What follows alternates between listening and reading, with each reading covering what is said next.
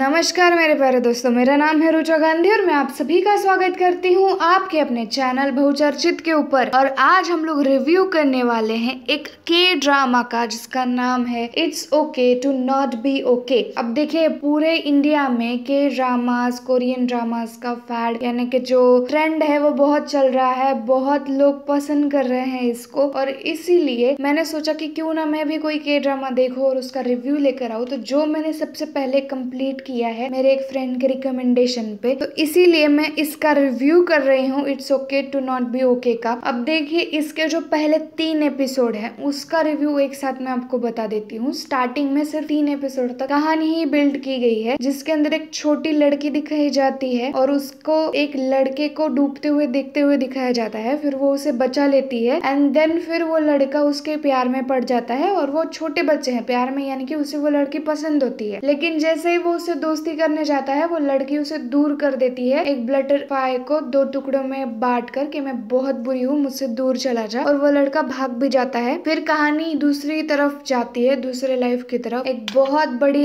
Writer है, लेकिन वो जो है नेगेटिव स्टोरीज लिखती है बच्चों के लिए। मतलब कहानी को एक ही तरीके से दिखाया जाता है, सब कुछ अच्छा अच्छा बताया जाता है, लेकिन उसका जो दूसरा हिस्सा है, जो उस कहानी की असली रियलिटी है, वो नहीं बताई जाती। और इससे बच्चे वीक बनते हैं, ऐसा उसका कहना रहता है। इसलिए वो ऐसे कहानियां लिखती है। और वो बहुत बड़ी राइटर है, बहुत फेमस राइटर भी है। उसकी कहानियों को सिर्फ बच्चे ही नहीं, बड़े भी पसंद करते हैं। इन दोनों की कहानी बिल्ड होना शुरू हो जाती है और फिर एक नए नए कैरेक्टर्स उसमें ऐड होना शुरू हो जाते हैं। वो जो लड़की होती है राइटर, वो बहुत बुरी दिखाई गई है। और दूसरी की तरफ एक लड़का होता है जो कि एक साइकोलॉजिकल हॉस्पिटल में, यानी कि जहाँ पर पागल लोग या फिर मनोरोग्न होते हैं, ऐसे हॉस्पिटल में वो नर्स का काम करता है। और वो बहुत ही केयरिंग होता है, हमेशा दूसरों के बारे में सोचता है। और फिर उसका एक बड़ा भाई होता है जो कि खुद साइकोलॉजिकल डिसऑर्डर से गुजर रहा होता है, उसे वो बड़ा कर रहा होता है। लेकिन जब वो उसे संभाल रहा होता है, तब उसकी माँ जो है वो बचपन में उन्हें छोड़कर चली जाती है। तो उसे उसको संभालने के लिए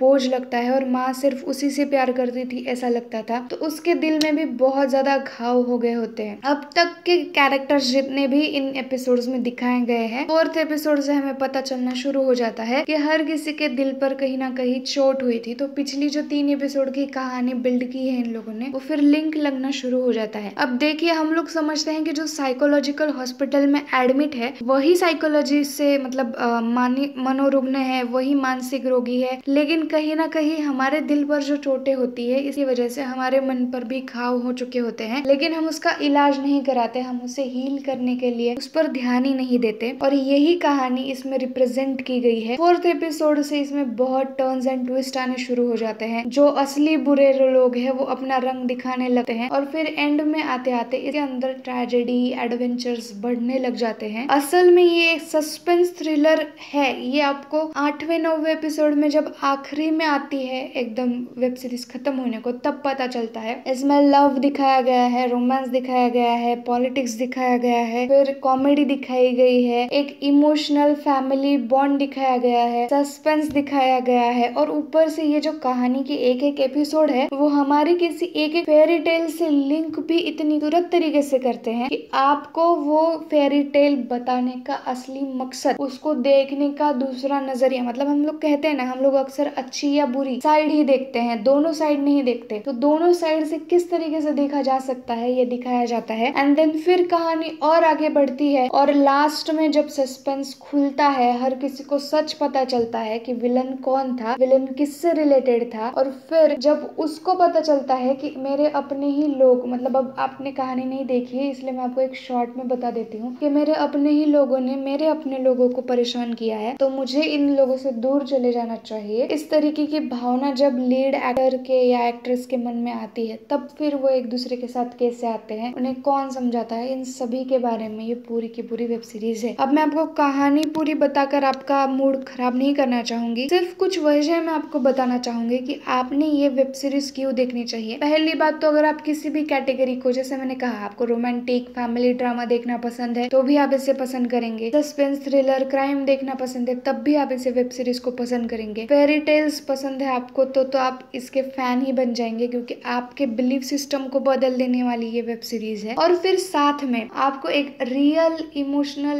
एक्टिंग इन सभी की बहुत अच्छी है। इवन जिन्होंने इसमें पागल बनने का रोल किया है ना, उन लोगों की एक्टिंग नॉर्मल से भी बहुत ज्यादा अच्छी है। हम लोग रियल में उनके चेहरे को देखकर ऐसा लगता है कि ये सच में ऐसे ही है। उन्होंने कहीं भी अपने बॉडी लैंग्वेज में अननेचुरलनेस नहीं लाया है। हर किसी की एक्टिंग नेचुरल है और आप हर किसी कैरेक्टर से कनेक्ट कर पाते हैं। आपके लाइफ की स्टोरी आपको इस वेब सीरीज में देखने को मिल सकती है और अंत में प्यार किस तरीके से हर जख्म को हील करता है ये भी आपको देखने के लिए मिलेगा। बस आपको पेशेंस बना के रखना होगा पहले 4 एपिसोड तक। तब तक आपको ऐसा लग सकता है कि क्या बोरिंग है, क्या लाइफ ही दिखा रहे हैं इनकी, लेकिन वो हर स्टोरी का कनेक्शन, जैसे सस्पेंस स्टोरीज में होता है कि पहले नॉर्मल स्टोरी दिखाई जाती है एंड फिर एंड में जाकर पता चलता है कि इसका ये लिंक था, ये स्टोरी का वो लिंक था, ये आपके ध्यान में आना शुरू हो जाता है और आप उसे एंजॉय करने लगते हैं। अब ये था ओवरऑल रिव्यू। अगर हम लोग बात करें रेटिंग की तो मैं इसे 5 में से 4 स्टार्स देना चाहूंगी। उसके रीजंस मैं आपको बता चुकी हूँ। 1 स्टार मैं बस इसीलिए काट रही हूँ क्योंकि पहले के जो 3-4 एपिसोड्स हैं वो बहुत ज्यादा लेंदी और बोरिंग लगते हैं, कई लोग वहीं से क्विट कर सकते हैं, लेकिन जो ओवरऑल वेब सीरीज है वो बहुत बढ़िया है। अब आप ये वेब सीरीज देखकर मुझे बताइएगा कि आप मेरी बातों से सहमत है या नहीं। आप ऐसे ही web series updates, movie updates, Bollywood update के बारे में जानना चाहते हैं, चैनल को सब्सक्राइब कर लीजिए। फिर मिलेंगे किसी और वीडियो में। जय हिंद।